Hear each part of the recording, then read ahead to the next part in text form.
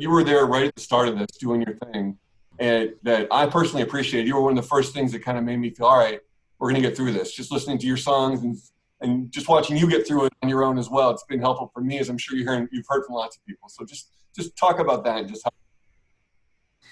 I got home from Nashville where we were recording on March 12th, and I got the news immediately that everything was canceled and shut down through the summer. And the idea that I wasn't going to be able to do my job was immediately, terrifying. Yeah. But I guess I've always been the kind of person that started thinking immediately, okay, well, how do we deal with this? We got this situation. What are we going to do? And so I started researching where I could do shows online. And I've never been good at Facebook and Instagram. Well, I like whatever. Just I looked at all the things. I didn't want to have to sit there the whole time and ask people for money. And so I figured if there was one that was already kind of set up where it was the platform itself would do that and I could just do my show.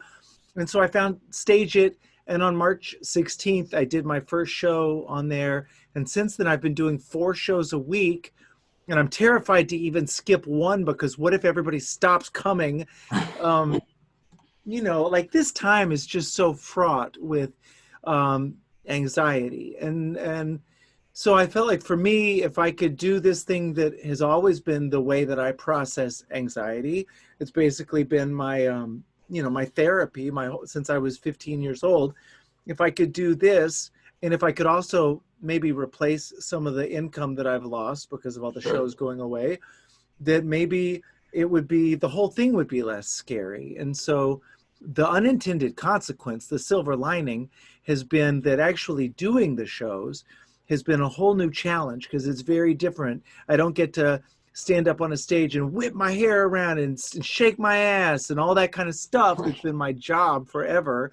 Sure. I have to actually look into this camera and connect and sing quietly maybe sometimes. And I get to dig deep into the catalog, but there's been a lot of therapy just involved with doing the shows and interacting with the fans around them.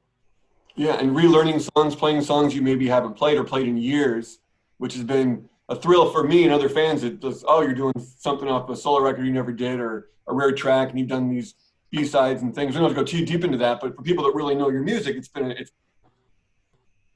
The other night when I played The Instigator, I found 3 songs that didn't make that record and have never appeared in any way.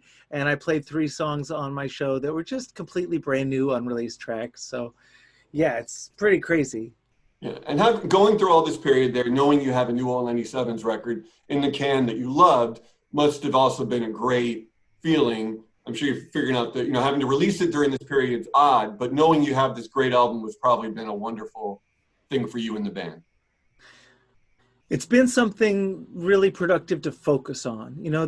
My work on the record was pretty much done the day that I flew home, March 12th. But there's a whole litany of things that must be done after the record's finished.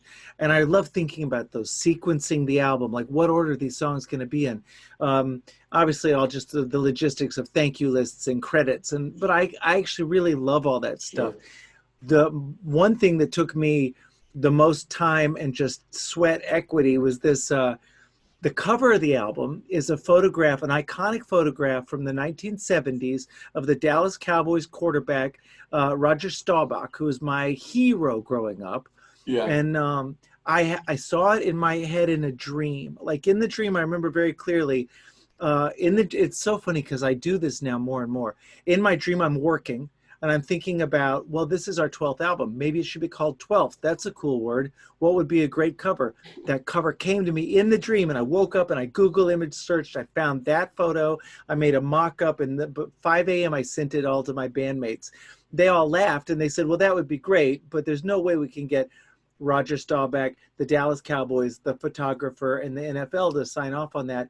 But it took me 3 months and pulling all sorts of strings, but I got it. My dream, literally my dream, came true.